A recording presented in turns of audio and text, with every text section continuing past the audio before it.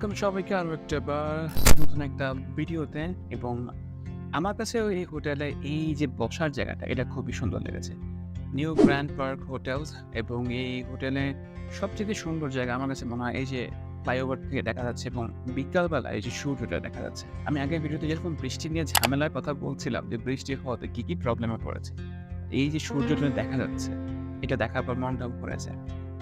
আমার অনেকগুলো ভিডিওতে আমাকে বলা হয়েছিল যে আমি কোনো ইনফরমেশন দিই না, আমি শুধু এক্সপিরিয়েন্সগুলো বলি। যদি আমার প্ল্যানিং ওটাই থাকে এক্সপিরিয়েন্স বলা, আমি এই ভিডিও থ্রুতে আমি শেয়ার করব আমি হোটেলে কত খরচ করেছিলাম, মানে কস্টিংটা আপনার সাথে শেয়ার করবো, এবং অ্যাকোমোডেশন সম্পর্কে রুমটা আসলে কেমন ছিল। রুমটা আপনার খুব ভালো লাগবে যদি কোনো কাপল যেতে চান, সেক্ষেত্রে আপনাদের প্রচণ্ড ভালো লাগবে।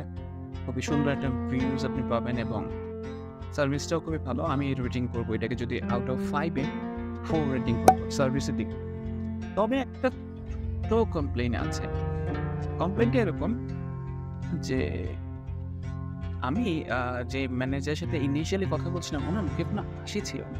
উনি মনে হয় কোনো কারণে ওনার বউয়ের সাথে ঝগড়া করে আমার সামনে দাঁড়িয়েছিলেন, এবং খুবই মানে থাকে না একটা বিষয় আছে, মুখে কোনো হাসি নেই।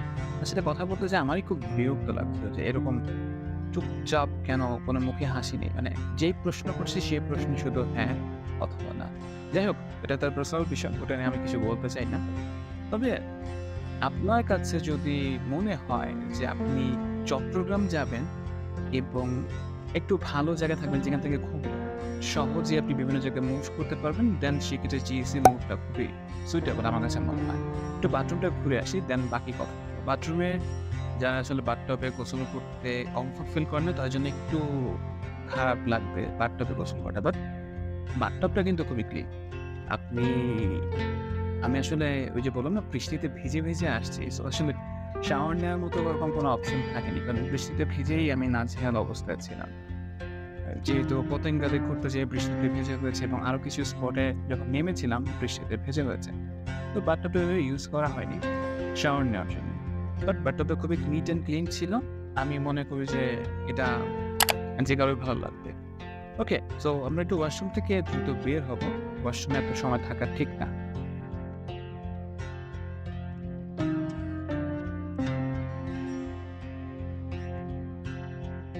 আর হোটেলে যদি আপনি ভাড়াটা জিজ্ঞেস করেন যে কত ভাড়া নিয়েছে, সো হোটেলটা ইউজুয়ালি প্রাইস হচ্ছে 4,000 টাকা। সেক্ষেত্রে একটা ডিসকাউন্ট দিয়ে আমাকে 3.5 দিয়েছে। আবার যেহেতু আমি এক্সট্রা বেড নিয়েছি, এই জন্য আবার 1,000 টাকা বৃদ্ধি পেয়েছে। মানে আপনি যত বেশি এক্সট্রা বেড নেবেন 1,000 টাকা আপনাকে এক্সট্রা দিয়ে। সো আলটিমেটলি আমার খরচ হয়েছে পার ডে 4,500 টাকা করে। এখানে ছোট্ট একটা মিনি বার আছে, আপনি যে ফ্রিজটা দেখতে পাচ্ছেন, আপনি ওই ফ্রিজে চকলেটস পাবেন, ড্রিঙ্কস পাবেন, অ্যান্ড আরও কিছু জিনিস ছিল যেগুলো আসলে আমার টেস্ট করা হয়নি।